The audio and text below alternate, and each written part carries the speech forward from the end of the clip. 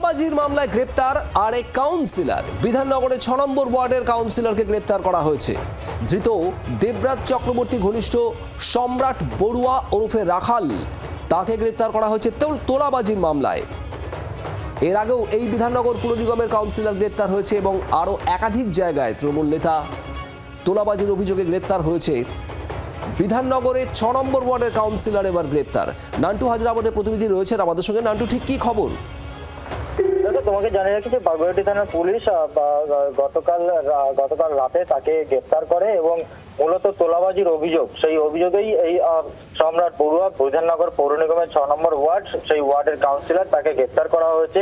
এর আগে আমরা দেখেছি যে একবার দেবরাজ চক্রবর্তী, তার ঘনিষ্ঠ সমরেশ চক্রবর্তী ও সুশোভন মণ্ডল ওরফে মাইকেল, তাদেরকে একই তোলাবাজির অভিযোগে গ্রেপ্তার করা হয় এবং তারপরে গতকাল গ্রেপ্তার হলো বিধাননগর পৌর নিগমের 6 নম্বর ওয়ার্ডের কাউন্সিলর সম্রাট বড়ুয়া।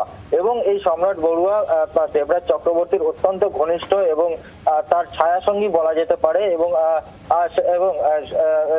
গতকাল এই তোলাবাজির অভিযোগে কিন্তু তাকে গ্রেপ্তার করা হয়েছে। ধন্যবাদ নান্টু।